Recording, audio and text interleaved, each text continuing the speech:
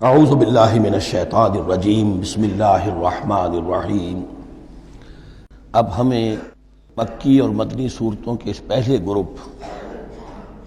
میں جو دو جوڑے مدنی صورتوں کے ہیں ان میں سے پہلے جوڑے کی دوسری صورت کا مطالعہ کرنا ہے۔ یہ سورہ آل عمران ہے۔ جیسا کہ اس سے قبل بھی میں آپ کو بتا چکا ہوں کہ جوڑے ہونے کی نسبت یہ ہے کہ ان دونوں چیزوں میں گہری مشابہت بھی ہو، مرد اور عورت بہت مشابہت بھی ہے لیکن کچھ فرق بھی ہو، اور جو فرق ہو وہ ایسا ہو کہ جس سے ایک دوسرے کے لیے کمپلیمنٹری ہو، ایک دوسرے سے مل کر کسی مقصد کی تکمیل ہوتی ہو۔ یہ نسبت زوجیت کی حقیقت ہے۔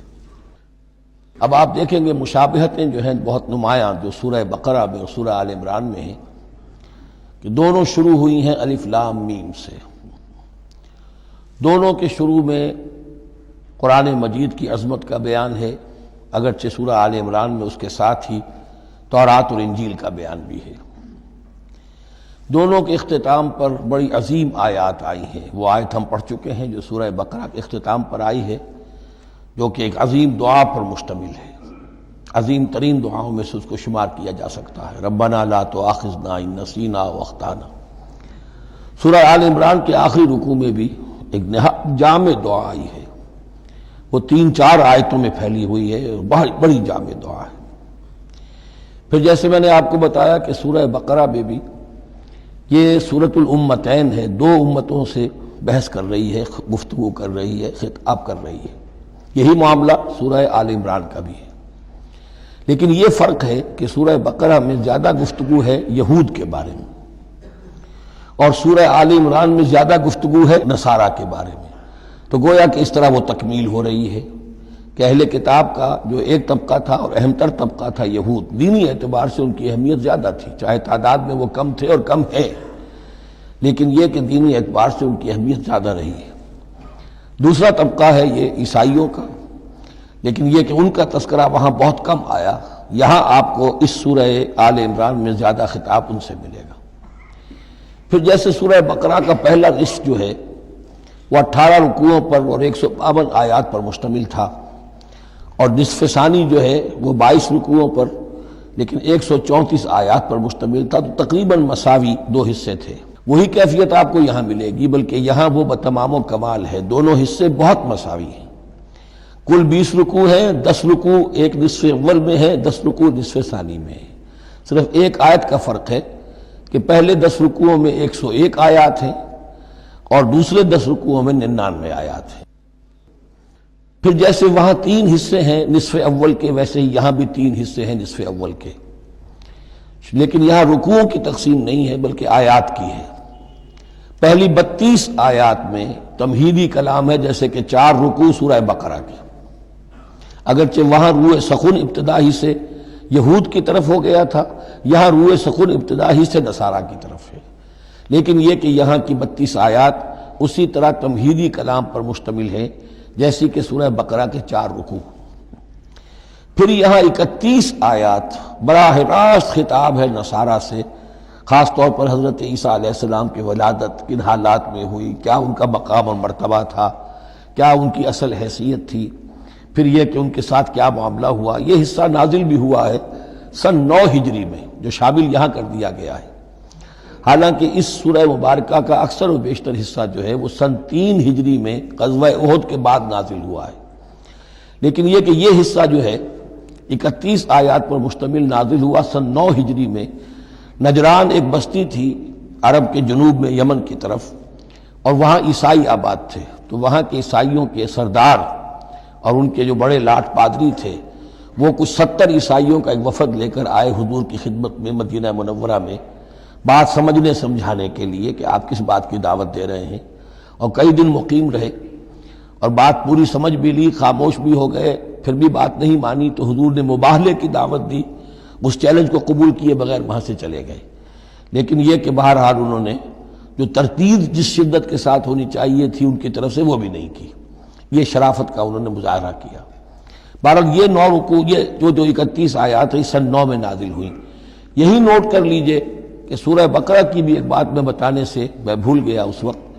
کہ جو سود سے متعلق احکام ہیں، جو رکوع ہے، جو 38واں رکوع ہے سورہ بقرہ، یہ بھی تقریباً سن 9 میں نازل ہوا ہے۔ گویا کہ وہ مشابہت بھی موجود ہے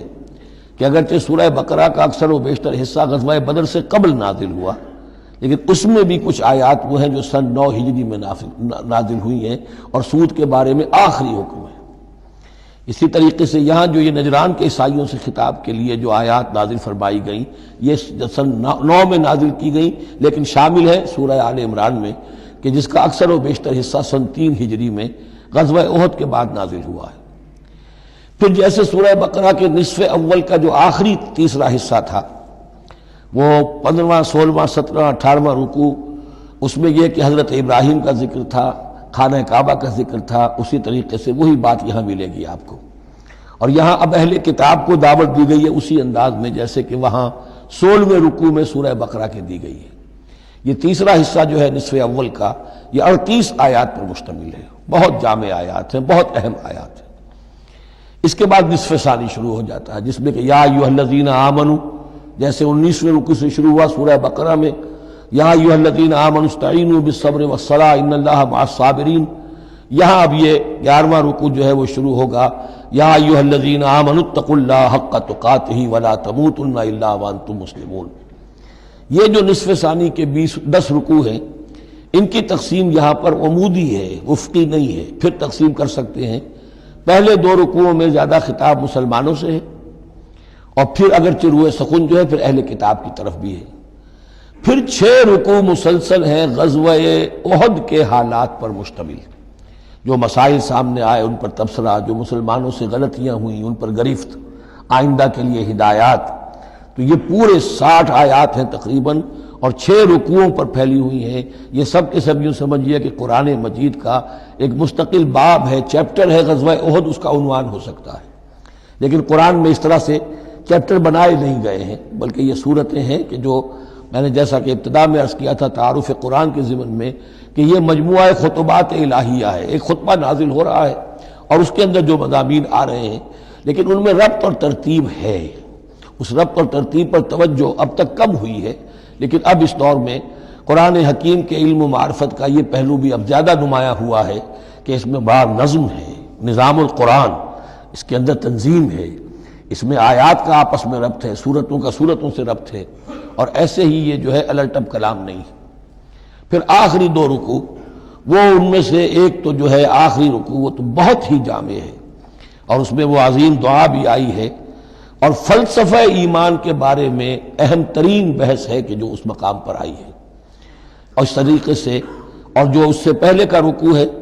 19واں رکوع، وہ بھی در حقیقت کنکلوڈنگ جس کو کہا جاتا ہے، سم اپ کرتے ہوئے پوری سورہ مبارکہ کے مضامین کو، بڑے جامع مضامین پر مشتمل ہے۔ تو اس طرح آپ دیکھیں گے، اور جگہ جگہ آپ دیکھیں گے کہ بعض اوقات تو الفاظ وہی آ رہے ہیں، وہی انداز ہے۔ وہاں بھی کہا گیا تھا مسلمانوں تم کہو ہم ایمان رکھتے ہیں اللہ پر اور جو کچھ ہم پر نازل کیا گیا اور جو کچھ ابراہیم پر اور اسحاق پر، وہی آپ کو آیات یہاں بھی ملیں گی۔ حضرت ابراہیم کا ذکر وہاں ہے، یہاں بھی ملے گا۔ یہود پر ضربت علیہم الذلۃ والمسکنہ والی آیت وہ یہاں بھی آئے گی۔ ذرا ترتیب کا فرق ہے، یہ متشابہ کہلاتے ہیں، قرآن مجید میں متشابہ، اور یہ حفاظ کے لیے مشکل ترین مقام ہوتے ہیں کہ تیزی میں روانی میں وہ اس سے مشابہ جو مقام ہے وہ ادھر منتقل ہو جاتے ہیں۔ لیکن مضامین کے اندر آپ کو اتنی گہری مناسبت نظر آئے گی کہ جس کو میں نے تشبیہ دی ہے زوجیت، کہ ظاہر بات ہے کہ ہر حیوان کا جوڑا جو ہوتا ہے وہ یوں سمجھیے کہ 90% تو ایک دوسرے سے مشابہ ہوں گے،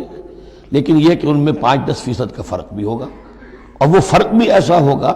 کہ جو دونوں کے جمع ہونے سے کوئی نیا مقصد پیدا ہو رہا ہے۔ اس سورہ مبارکہ کا، سورہ آل عمران کا، یہ اور یاد کر لیجئے کہ میں نے آپ کو بتایا تھا کہ نبی اکرم صلی اللہ علیہ وسلم نے ان دونوں صورتوں کو ایک نام دیا ہے۔